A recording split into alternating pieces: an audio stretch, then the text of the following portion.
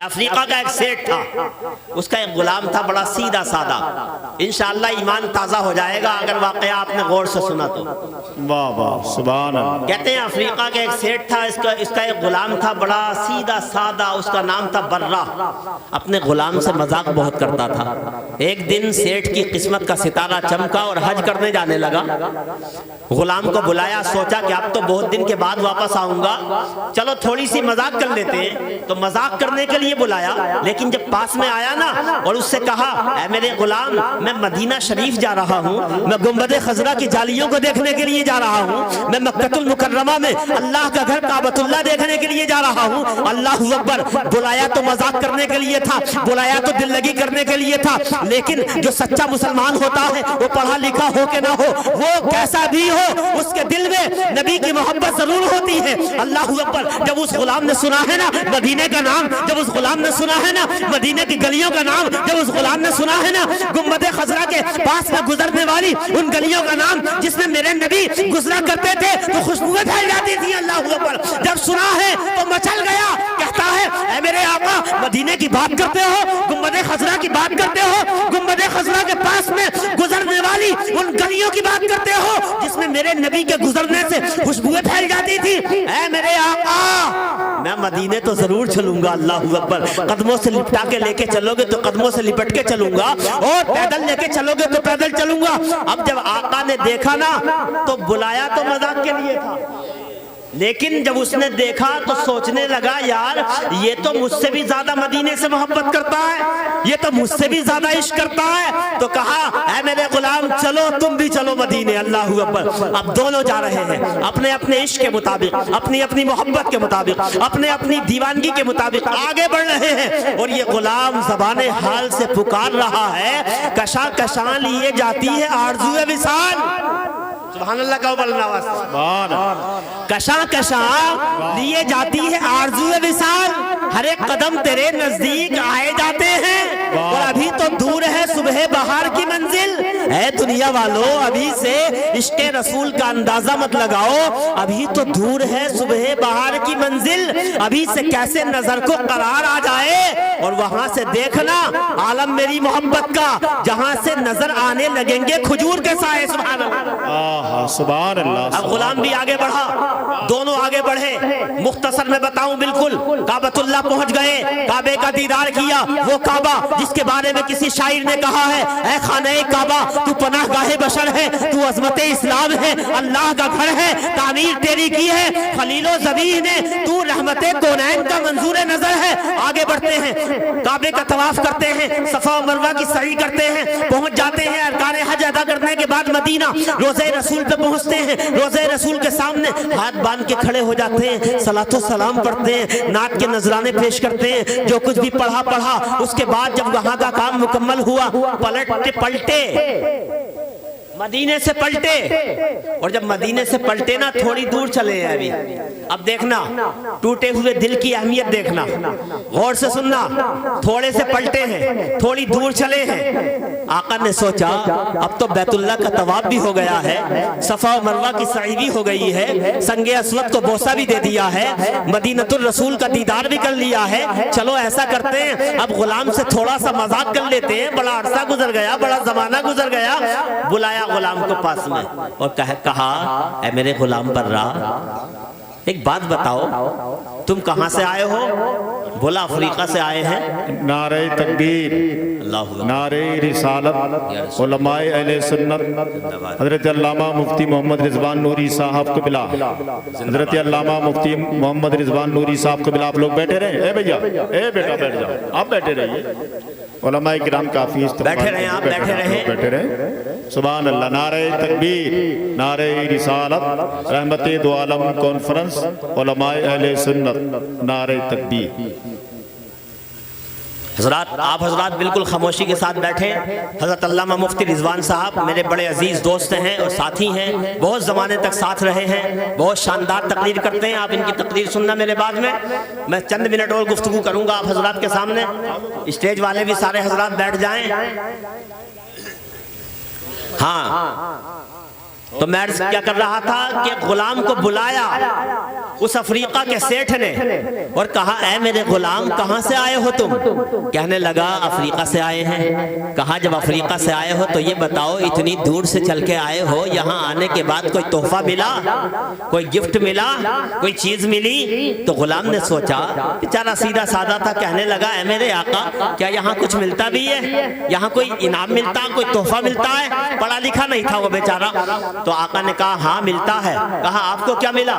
تو جیب سے اس آقا نے مذاق میں کاغذ کا ٹکڑا نکالا اور کاغذ کا ٹکڑا نکالنے کے بعد کہا اے میرے غلام دیکھو یہ جو کاغذ کا ٹکڑا ہے نا، مذاق میں کہا ہے، یاد رکھنا مذاق میں کہا، یہ جو کاغذ کا ٹکڑا ہے نا یہ کوئی عام ٹکڑا نہیں ہے، بلکہ مجھے نبی کی بارگاہ سے یہ جہنم سے نجات کا پروانہ ملا ہے۔ اللہ اکبر۔ اتنا کہنا تھا، وہ غلام بیچارہ سیدھا سادہ اگرچہ تھا، لیکن جب اس نے اتنا سنا تو دل ٹوٹ گیا، دل شکستہ ہو گیا، دل مضطرب ہو گیا، دوڑا دوڑا اپنے آقا کو وہی چھوڑتا ہے اور مدینے کی سرزمین کی طرف کعبۃ جو ہے روضہ رسول کی طرف بڑھتا ہے، تیزی سے قدم بڑھاتا ہے، روتا جا رہا ہے اور روتا جا رہا ہے، پہنچا گنبد خضرا کی جالیوں کو پکڑ لیتا ہے اور کہتا ہے اے میرے آقا میں نے تو سنا تھا یہاں چھوٹے بڑے کا فرق نہیں کیا جاتا، اے آقا میں نے تو سنا تھا یہاں غریب و امیر کا فرق نہیں کیا جاتا، اے آقا میں نے تو سنا تھا یہاں غلام اور آقا کا کوئی فرق نہیں کیا جاتا، یہاں کالے گورے میں فرق نہیں کیا جاتا، لیکن اے میرے آقا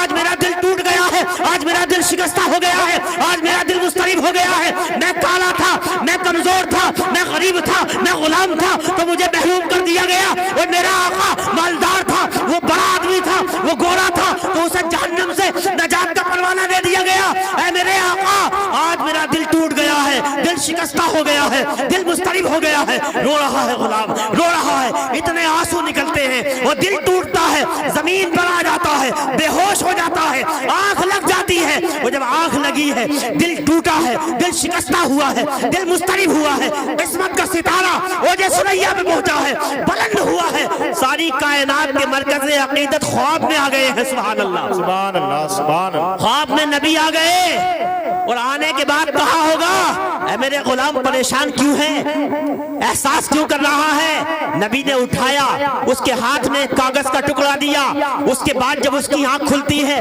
دیکھتا ہے واقعی ہاتھ میں کاغذ کا ٹکڑا ہے، اس کاغذ کے ٹکڑے کو کھولتا نہیں، ایسے ہی بھاگا چلا آ رہا ہے، تیز تیز دوڑا چلا آ رہا ہے، آنکھوں سے آنسو بھی نکل رہے ہیں، کبھی کبھی ہوتا ہے نا خوشی میں بھی آدمی کے آنسو نکل آتے ہیں۔ اللہ اکبر، اپنے آقا سے آ کر کے کہتا ہے اے میرے آقا، اے میرے آقا دیکھو رسول اللہ کی بارگاہ میں دیر ہے اندھیر نہیں ہے، دیکھو مجھے بھی جہنم سے نجات کا پروانہ دے دیا گیا ہے۔ اللہ اکبر، آقا نے کھولا ہے کاغذ کا ٹکڑا، اور جب کھولا ہے نا تو اس کاغذ کے ٹکڑے پہ لکھا ہوا تھا برہ جہنم سے آزاد ہے اور جنت کا مستحق قرار دے دیا گیا ہے۔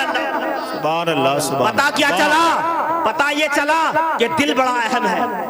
نبی کی بارگاہ میں کالا گورا نہیں دیکھا جاتا، وہاں چھوٹا بڑا نہیں دیکھا جاتا، وہاں غلام اور آقا نہیں دیکھا جاتا، وہاں دیکھا جاتا ہے تو دل دیکھا جاتا ہے، وہاں دیکھی جاتی ہے تو مانگنے والے کی ادا دیکھی جاتی ہے، وہاں دیکھا جاتا ہے تو مانگنے والے کا انداز دیکھا جاتا ہے، وہاں دیکھا جاتا ہے تو شکستہ دل دیکھا جاتا ہے، وہاں دیکھا جاتا ہے تو شکستہ احساس دیکھا جاتا ہے۔ وہ ڈاکٹر اقبال نے کہا تھا نا کہ تو بچا بچا کے نہ رکھی سے تیرا آئینہ ہے یہ آئینہ، تو بچا بچا کے نہ رکھی سے تیرا آئینہ ہے یہ آئینہ، کہ شکستہ ہو تو عزیز تر ہے نگاہ آئینہ ساز میں۔ علامہ اقبال کہتے ہیں کہ دل جو ہے نا وہ بھی ایک آئینہ ہے، اور جس میں چہرہ دیکھا جاتا ہے وہ بھی ایک آئینہ ہے، لیکن دونوں میں بڑا فرق ہے۔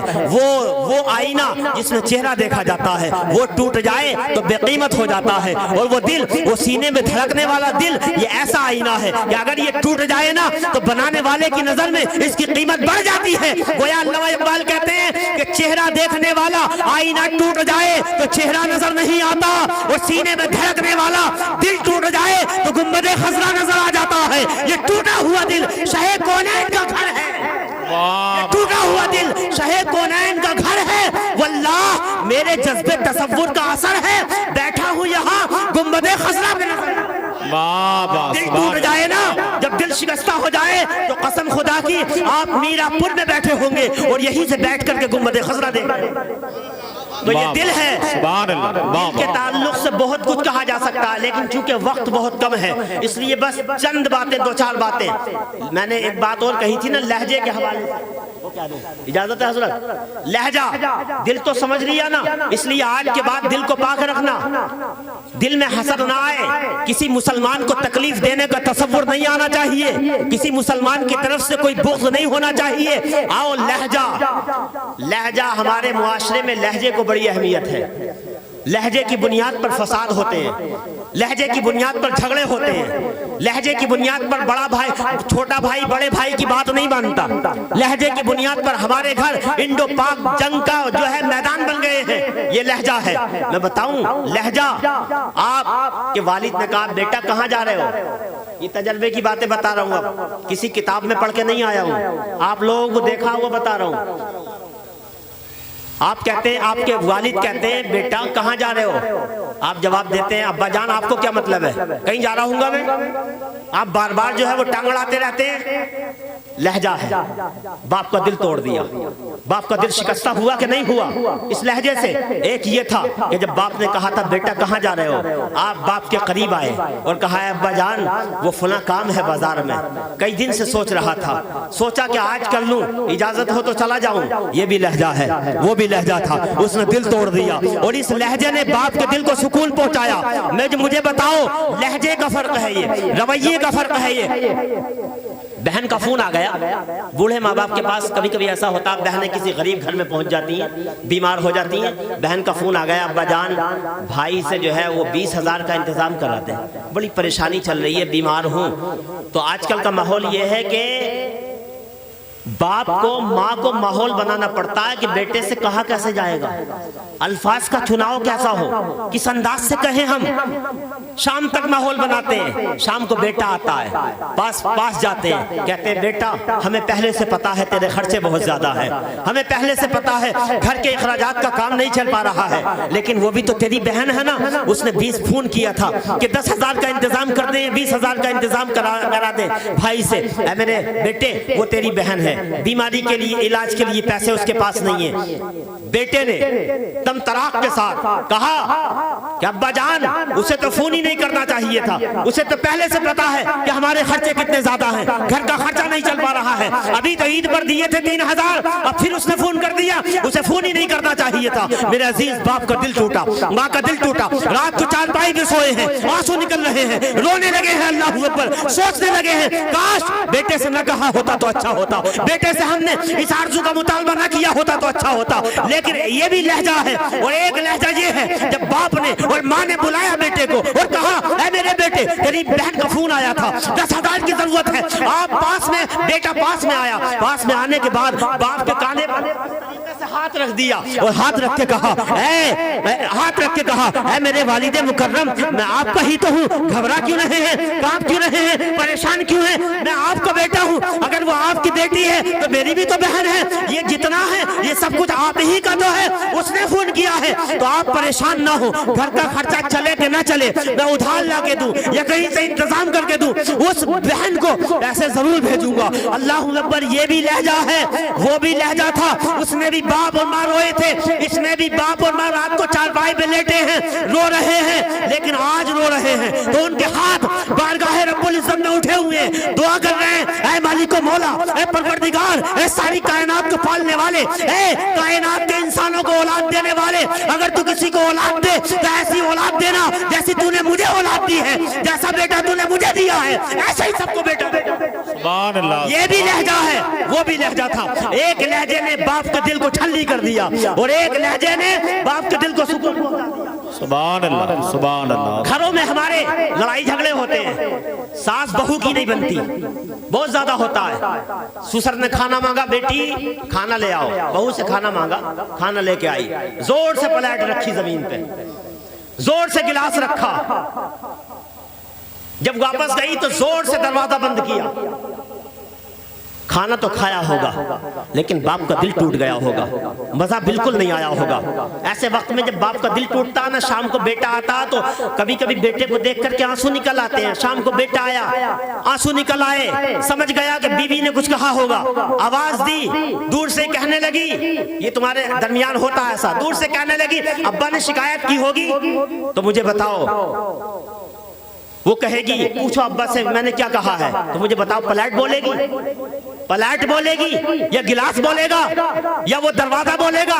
دروازہ نہیں بولے گا, پلیٹ نہیں بولے گی, گلاس نہیں بولے گا. لیکن خود کو تو پتا ہے نا میں نے جو رویہ اختیار کیا ہے, میں نے جو لہجہ اختیار کیا ہے, اس لہجے نے باپ کے دل کو چھلنی کر دیا ہے, سسر کے اور ساس کے دل کو چھلنی کر دیا ہے. تو دونوں لہجے ہیں, یہ بھی لہجہ ہے وہ بھی لہجہ تھا. اس لہجے کی اہمیت اتنی زیادہ ہے قسم خدا کی. آج ہمارے درمیان بڑا بھائی چھوٹے سے کام کے لیے کہتا ہے تو کہتا ابے وہاں چلے جانا, فلاں کام کر لینا, یہ انداز ہوتا ہمارے کہنے کا.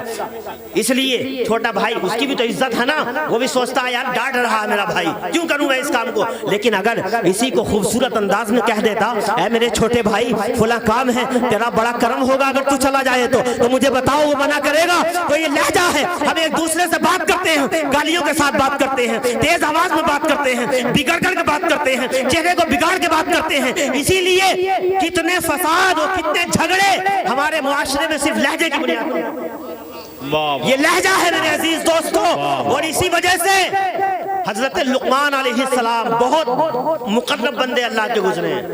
وہ جب جانے لگے دنیا سے, آخری بات بتا رہا ہوں, جب دنیا سے جانے لگے تو انہوں نے اپنے بیٹے کو بلایا, اور بیٹے کو بلانے کے بعد کچھ نصیحتیں کی تھیں. 21ویں پارے میں وہ نصیحتیں بیان کی گئی ہیں. 21واں پارہ, ایک نصیحت میں بتاتا ہوں ان میں سے. ایک نصیحت یہ کی تھی, 21واں پارہ ہے, 11واں رکوع ہے. وہ کہتے ہیں حضرت لقمان اپنے بیٹے سے, اے بیٹے وَلَا تُصَعِّرْ خَدَّكَ لِلنَّاسِ, اے بیٹے لوگوں سے رخسار ٹیڑھا کر کے بات مت کرنا. کیا مطلب ہوا؟ چہرہ بگاڑ کے بات مت کرنا, منہ ٹیڑھا کر کے بات مت کرنا. آپ یہ دیکھیں کہ اللہ تبارک و تعالیٰ کو یہ نصیحت جو لہجے سے تعلق رکھتی ہے اتنی پسند آئی, اتنی پسند آئی کہ اللہ تبارک و تعالیٰ نے حضرت لقمان کی اس نصیحت کو قرآن پاک میں جگہ عطا فرمائی. قرآن پاک میں جگہ عطا فرمائی. اس سے اندازہ کیا جا سکتا ہے کہ لہجہ کتنا اہم ہے. کچھ لوگ کہتے ہیں, آخری بات بالکل, کچھ لوگ کہتے ہیں کہ ہم کڑوے اس لیے کہ ہم سچے ہیں. کہتے ہیں ہم کڑوے اس لیے کہ سچے ہیں, ہماری بات لوگوں کو کڑوی لگتی ہے اس لیے کہ سچی ہوتی ہے. میں نے کہا نادان, یہ مثال غلط ہے, یہ مثال ہی غلط ہے کہ ہم کڑوے اس لیے کہ سچے ہیں. اگر کڑوا ہونا سچے ہونے کی علامت ہوتی تو قسم خدا کی کائنات, ساری کائنات کا پیغمبر محمد الرسول اللہ صلی اللہ تعالی علیہ وسلم میٹھے نہ ہوتے, کڑوے ہوتے.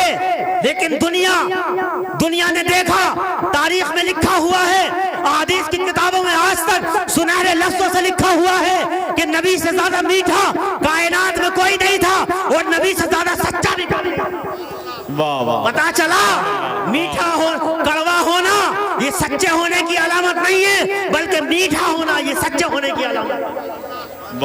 حضرت انس غالباً فرماتے ہیں 10 سال میں نے نبی کریم صلی اللہ علیہ وسلم کی خدمت میں گزارے.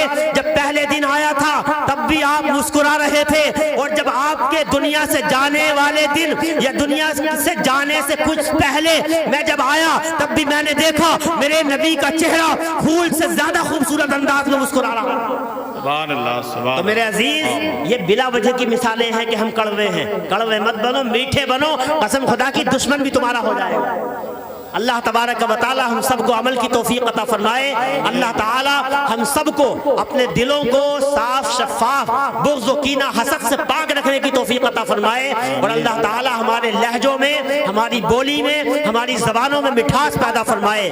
اور آخر میں ایک بات مجھ سے کہا گیا تھا, اور میں ضرورت کو محسوس بھی کر رہا ہوں کہ آپ کے یہاں مدرسہ چل رہا ہے جی, اور یہ بہت بڑا کام ہے. یہ صحیح بات یہ ہے کہ مدینۃ الرسول میں جو صفہ چبوترا تھا نا, پوری کائنات کا سب سے پہلا مدرسہ, اور صحابہ سب کچھ اپنا اسی کو سمجھتے تھے, اسی کی سنت ہے یہ. اور اس کو چلانا یہ آپ کا کام ہے کہ نہیں ہے؟ علماء آئیں گے، پڑھائیں گے، یہ محنت بھی جبھی کریں گے جبکہ آپ لوگ ساتھ دیں گے، اور آپ ساتھ نہیں دیں گے تو محنت کیسے کریں گے؟ میں آپ سے صرف ایک مطالبہ کرتا ہوں، اس پہ عمل کر لینا، انشاءاللہ مدرسہ بھی چلتا رہے گا اور کوئی پریشانی نہیں آئے گی۔ انشاءاللہ ایک دن یہ مدرسہ عروج حاصل کرے گا اور بڑے بڑے عالم دین آپ کے گاؤں سے نکلتے نظر آئیں گے، اور پھر آپ یہ نہ کہو گے، بلکہ دنیا والے آپ کو یہ نہ کہیں گے کہ آپ میرا پور کے رہنے والے ہیں، بلکہ لوگ کہیں گے یہ وہاں کے رہنے والے ہیں، جہاں مدرسے کا نام کیا ہے؟ شمس العلوم، جہاں شمس العلوم چل رہا ہے وہاں کے رہنے والے ہیں۔ میرے عزیز دوستو، میں آپ سے یہ کہنا چاہتا ہوں کہ ایک کام کر لیں، انشاءاللہ آپ کے گھروں میں بھی برکت ہوگی۔ آپ مجھے خود فون کر کے بتائیں گے کہ ہمارے گھروں کی برکت بڑھ گئی ہے، رزق میں وسعت ہو گئی ہے، کشادگی ہو گئی ہے۔ اپنے گھروں میں ہر ایک آدمی گاؤں کا ایک گولک رکھے، کیا رکھے؟ ایک گولک، اور ہر دن چاہے 10 روپے ڈالے یا 5 روپے ڈالے، جتنی جس کی حیثیت ہے اس حیثیت کے حساب سے اس گولک میں پیسے ڈالے۔ انشاءاللہ یہ صدقے جان کی طرف سے صدقہ بھی نکلتا رہے گا، مدرسہ بھی چلتا رہے گا، اور آپ کے گھروں میں برکت کا ذریعہ بھی ہو جائے گا، اور یہ ایک عمل آپ کی زندگی میں ایسا ہو جائے گا جو آپ کی بخشش کے لیے کافی ہوگا۔ ایک گولک رکھیں، اسے یا تو ہر مہینے یا ایک سال میں گولک کو توڑ کر کے جتنا پیسہ آئے اسے مدرسے میں دینے کے لیے آئیں، خلوص کے ساتھ آئیں اور کہیں یہ ہم نے اپنے گھر میں اکٹھا کیا ہے، خاموشی کے ساتھ آئیں۔ مجھے بتاؤ کیا اس ایک مطالبے پر آپ عمل کرنے کے لیے تیار ہیں؟ کتنے لوگ تیار ہیں؟ کوئی مشکل نہیں ہے، جس کی جتنی حیثیت ہے۔ میں نے کہا 1 روپیہ ڈالو چاہے گولک میں، لیکن ڈالنا۔ ہاتھ اٹھائیں، یار چند لوگ ہاتھ نہیں اٹھا رہے، اتنا نہیں کر سکتے آپ۔ ایک گولک صرف چند روپیے، چاہے 100 روپے اکٹھے ہوں، لیکن بس اس اچھی نیت کے ساتھ آپ اکٹھا کریں۔ انشاءاللہ مجھے امید ہے کہ کوئی بھی آدمی ایسا نہیں ہوگا جو اپنے گھر میں گولک نہیں رکھے گا۔ انشاءاللہ رکھی جائے گی نا، انشاءاللہ رکھی جائے گی۔ اور اگلے سال انشاءاللہ اگر مجھے میرا آنا ہوا، یہاں آنا ہوا یا آس پاس میں آنا ہوا، تو میں پوچھوں گا کہ میرا پور والوں نے جو رسول اللہ کے جلسے میں وعدہ کیا تھا اس وعدے پر کتنا عمل ہو رہا ہے؟ انشاءاللہ عمل ہوگا، انشاءاللہ۔ اور میں خود بھی اعلان کرتا ہوں، انشاءاللہ میرا پور کے مدرسے کے لیے میں بھی گولک رکھوں گا، اور اس میں انشاءاللہ جو بھی ہوگا وہ میں مدرسے کو دیا کروں گا انشاءاللہ۔ اللہ تعالیٰ ہم سب کے ہاتھوں کی لاج رکھے اور ہمیں عمل کی توفیق عطا فرمائے۔ اللہ تعالیٰ اس گاؤں میں خوب برکتیں عطا فرمائے اور اس مدرسے کو خوب عروج عطا فرمائے۔ وما علینا الا البلاغ المبین۔ السلام علیکم ورحمۃ اللہ وبرکاتہ۔